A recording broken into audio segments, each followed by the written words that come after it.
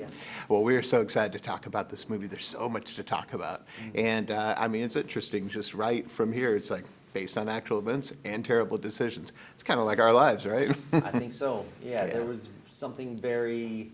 I mean, Jeff makes extreme decisions. I don't know many people that are going to go to the lengths and make as poor decisions as Jeff does. But I think what's relatable about Jeff's decisions is is his struggle. Yeah. You know, I think back in the 50s and 60s, if you had one person in a home that had a job, it was pretty much guaranteed you could have a car, you could have a one-car garage, you could have a house. Yeah. If you had two people working in a home, you could get two cars, you could have a two-car garage, maybe you could have a swimming pool. And I think what Jeff found himself in is this situation where even working one job, two jobs, two people in a home, it wasn't enough for him to provide for his family in the way that he wanted to. So he made these huge, terrible decisions for good, for good reasons, bad decisions. But what he was trying to do is provide for his family, and then the tragedy of his life is that he got taken away from his family, forever. So. Yeah. But I think there's a lot of people that could relate to that, and then some people would still say, I'd do anything for my family, right? For sure. Yeah. For sure. You know, Channing Tatum, on the first walk I took with him, after I gave him the role, he told me that he felt like he was probably one or two decisions away from becoming a Jeff, when he was growing up in Florida. Yeah, absolutely. And also, it's interesting for him, too, because I think he didn't really see him as good or bad, just like anybody, right? Correct. Yeah. I mean, I've always thought I love movies, but I feel like, movies oftentimes show you a clear portrait of the hero and the villain. And it's very black and white in movies. And in my real life, I've never met a hero and I've never met a villain. But I've met people who have done heroic acts, and I've met people who have done villainous acts, and sometimes it's the same person.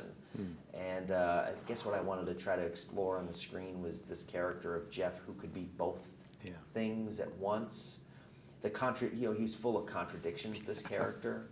I think that was one of the things I was drawn to. Here was a guy who locked people in freezers at McDonald's, but gave them a jacket. Yeah.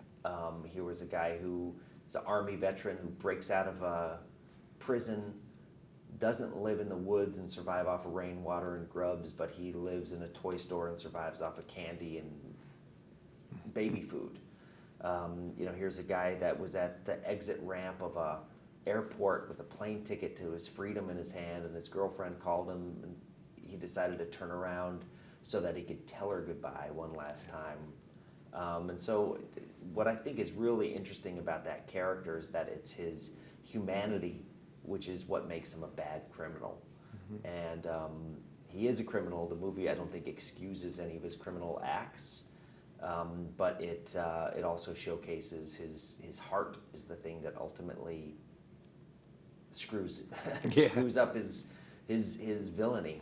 Yeah, well, speaking of the heart, I love the aspect of the church in there, and you had some interesting conversations with the pastor about this, about his thoughts on the Bible and his thoughts on him, right? Yes, yeah, Pastor Ron Smith. I spent countless hours with him. He created such a beautiful church in Charlotte. It's called Crossroads Presbyterian Church. He would play a lot of like rock and roll music to try to bring people into the church.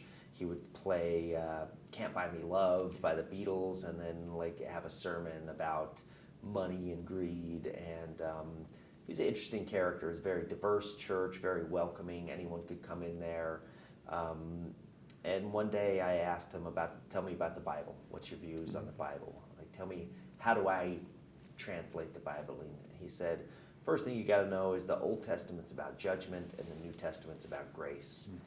And he's like, in his life, he tries to err on the side of grace. Yeah. And I thought a lot about that as in regards to Jeff's story, and I was thinking that Jeff had been judged pretty harshly by society. He'd been sentenced to 45 years. 9 of those years he's been in solitary confinement. The judge who sentenced him to those 45 years is actually in the movie. I understand her perspective as well. But I thought that the movie could maybe follow Pastor Ron's lead and try to see this guy with a little more grace. Also just see the human that he was. Yeah. Well, we love your work, and you've done so many cool things, and people look up to you as a director, and they think, see, I want to do what you do. But so much harder than people can imagine. So what kind of advice would you give them? Oh, for people that want to be me? Yeah. Oh, geez. You know, the only advice is to try to stay true to yourself and listen to your inner voice. Don't shut it down. You know, one of my practices is to write my dreams. It's a way to connect me to that voice inside me. The voice inside me is very talkative. It tells me a lot of things. I follow it. I'm thankful for it. So try to listen to that inner voice. That's what I would say. Because what people, that's coming from some place very sacred. You know, if you don't listen to your inner voice, it might get quieter because it doesn't like being ignored, or it feels bad. It doesn't. So it'll get smaller and smaller and smaller if you don't listen to it. Yeah. That's my advice. Listen to your inner voice. Wow, how's that? You know, my co-host, you like this, is Drew Pearson, one of our great Dallas Oh, Cowboys. yes. Caught the Hail Mary, went in the Hall of Fame. Yes. This is the 50th anniversary of the Hail Mary. So we got to ask you your Hail Mary moment, the moment in your life or career, just had to launch it, just had to go for it, and it worked out for you. We talk about this movie Yeah. as like multiple Hail Marys.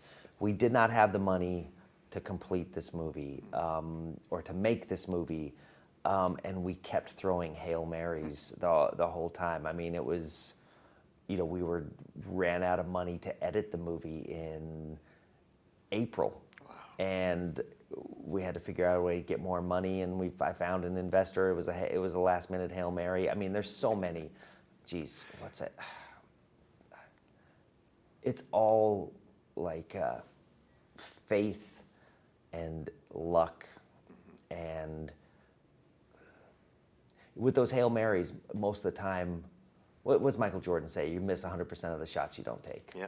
So the key is to take shots. I have an older son. My oldest son spent the summer as a door-to-door salesman, and he was knocking on 200 doors a day, unsolicited. And the majority of the time, he was getting no's. If he was lucky, he would get one or maybe two yeses a day.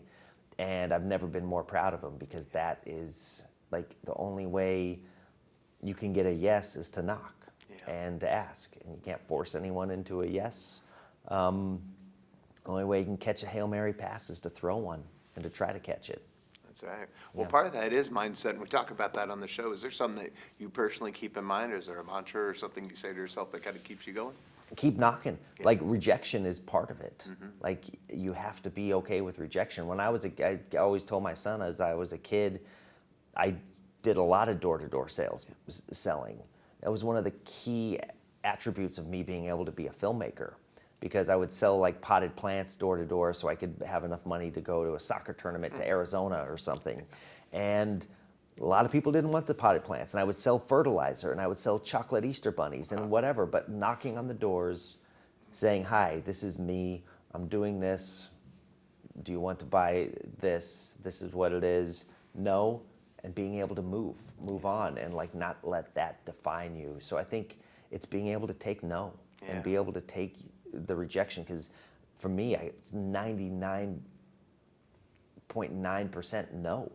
It's like, it's my son with those doors. Most of the time as a filmmaker, it's a no. Well, last thing, I know there's so much to get out of this movie, and depending on what you believe in or your outlook on things, you may get something different out of it. What are you hoping that people take away from this? You know, I think this movie is, I think it's coming out at a good time, because I think there's a lot of divisiveness clearly in our world, and this movie kind of harkens back to another time in our world. It's a little nostalgic. It's back in a time when people would go to like big box stores as a family. I remember being with my family and going to Target and having my mom and dad say, okay, you can have one toy, and going in the toy aisle and spending like 30 minutes just searching for the perfect Hot Wheel to buy for that weekend. And now we're more disconnected. Everyone's online, and I think that what I hope people take away from it is like connection between people, but also, Jeff made a lot of huge, giant bad choices that hurt a lot of people. And I think what happens with the characters of bad choices, those big bad choices with big grace, forgiveness, and empathy. And I think that's what this movie is doing. And I think I hope people just take away. I hope people have a great time watching the movie. First off, I hope it's an emotional roller coaster for them, which I think it is. But I also think they leave with some empathy and grace. Yeah, absolutely. I know that they will. It did come out the perfect time, and hey, thank you for making a movie during award season that isn't so sad. I talked about, there's some spinach in this movie, but it's like hidden inside the burrito. Yeah. Yes. Well said. Hey, thank you so much. Really appreciate you. Thank you. Thanks for the great answers.